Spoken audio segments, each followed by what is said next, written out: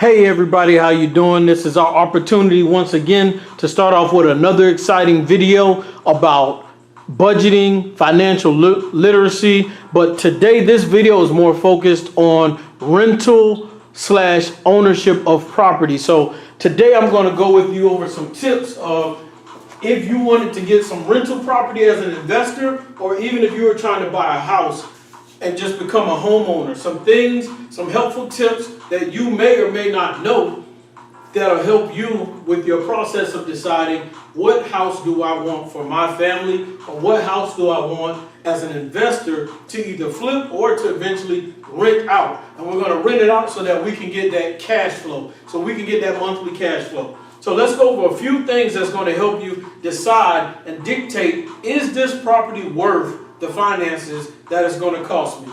So let's dive into it. All right, so first thing is about 4 tips. First thing we want to look at that maybe the real estate agent may or may not talk to you about or discuss, but you have to know to ask, and if you don't know to ask, you also can research it for yourself. So first tip, find out if that property that you're going to invest in, or that property that you're trying to own, is in a flood zone. Flood zone. Why is that important? You really need to know if that property is in a flood zone, because that also dictates the amount that you'll pay for as a mortgage payment, or as an investor, how much more money you have to put in as part of your investment. That is very key. Is that property in a flood zone or not?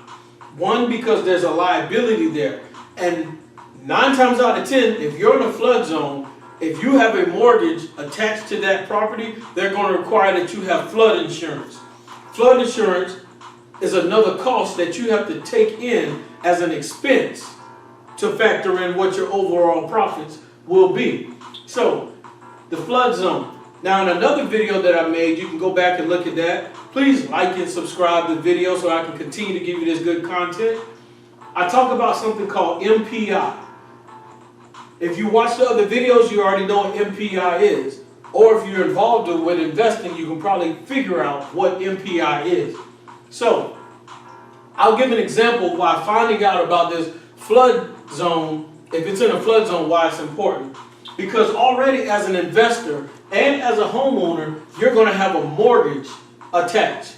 That's what the M is. That's your mortgage. You're already going to have a mortgage attached to this property. So let's say your mortgage payment is $300 a month.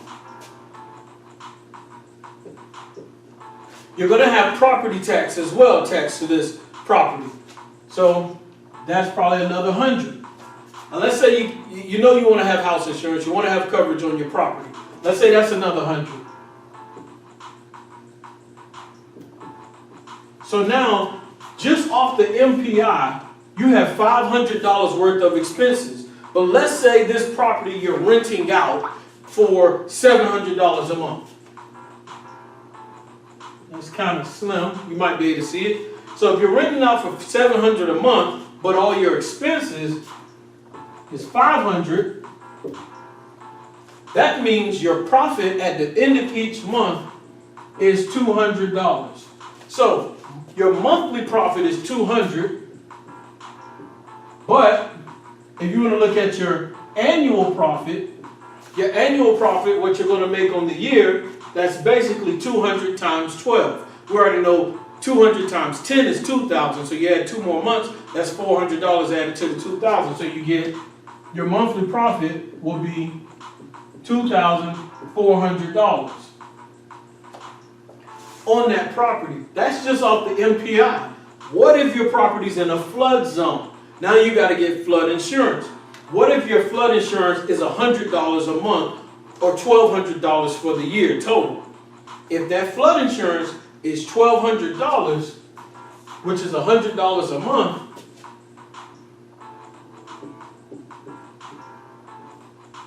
that leaves you with a profit of $1,200 for renting out that property. Now, most people don't want to have that as their year-end profit on that one property, $1,200. Why? Because if anything goes wrong, if you have to call the plumber or whoever, that's $100 just for them to come out and say hello to you. So your profit could easily disappear fast. That's why you need to know, is this property that I'm investing in, is it in a flood zone? If it is in a flood zone, now that's not a bad thing. You just know to adjust on maybe how much you can rent out. Of course, it's going to go to your comps in the area, what they're renting out for. But if that be the case and you wanted to make $200 a month, then you might have to try to be fancy and maybe make your rent $800 a month. It might be harder to get a tenant in there, depending on the comps in the area. But if it's $800 a month, now you're making that $300, that cancels out that. So now your profits will be back to $2,400. So it's a simple adjustment. That's the first tip. Let's get to the second one. Also, as a homeowner, that affects you as well because you got a mortgage payment, but then you got to get flood insurance too. So now you have to throw that extra in there. So if your mortgage payment would normally be $800 a month, now you got to get flood insurance. It might bump up to $900 a month. Whether you pay your flood insurance all out at once or whether you have to pay it monthly. Next thing we get to, I. What is I? I am I, but what is this I? So, this I is, let me put this one down, insurance.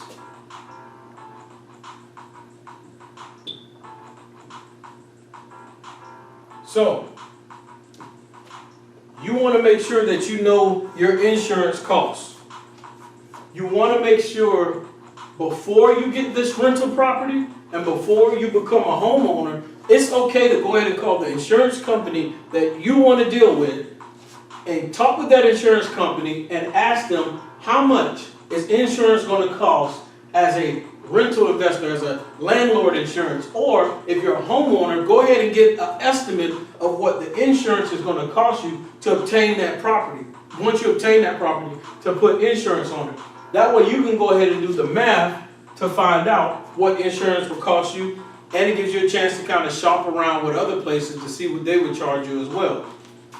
Knowing the insurance is key because that's going to help you with knowing what your payments will be as an investor. Because you don't want to obtain a property as a rental investor and then find out that after the fact that the insurance on that property is going to cost you more because maybe the roof hadn't been done in over 10 years or there's another issue with the house, or depending on the age of the house, they may, or how new the house is and different structures on the house may cost you more than what you realize. So go ahead and get that stuff factored in as an investor so you'll know what you're paying. You know, you can easily rush and try to get a property, then get insurance later and find out that the cost is up here. But once again, your math is going to be knocked off and you're not going to make profits off your rental property like you expected to. So let's go to the next thing. I'll skip one. Let's go to number 4.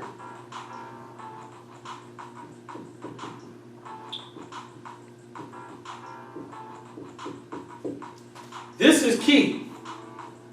Very important that you know property tax.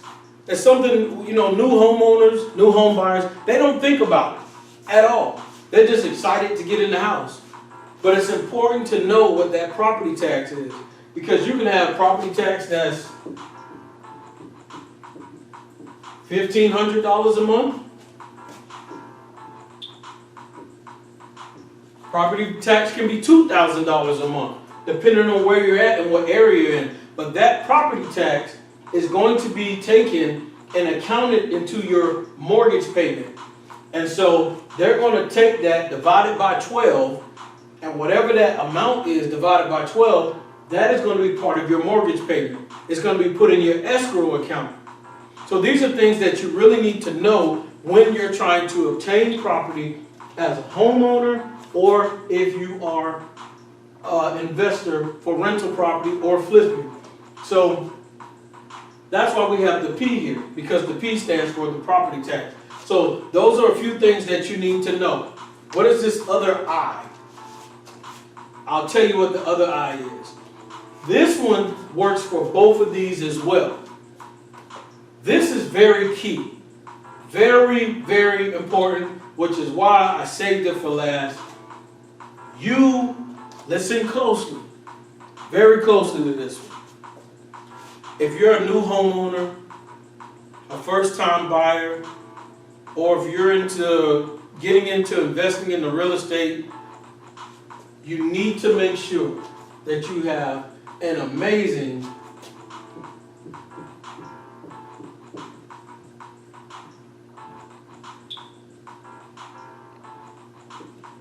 inspector. When you get ready to obtain one of these properties, they're going to give you a certain amount of days, what they call due diligence. They're going to give you time to do your due diligence, your homework, and it is key that you have a good a good house inspector. A good house inspector is going to go through with a fine-tooth comb and find out, is this property that you're investing in, is this house that you're preparing to buy, is it ready for you to invest in, or is it ready for you to move your family in? As an investor, this is key. On average, you might have to pay $350 for an inspector to come in and show you what is right, show you what's wrong, what may need to be fixed, what is deficient.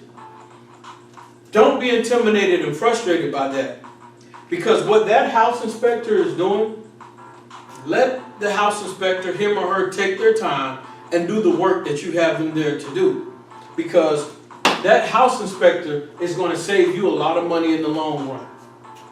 That house inspector is worth every bit of that money. I remember one property that I invested in.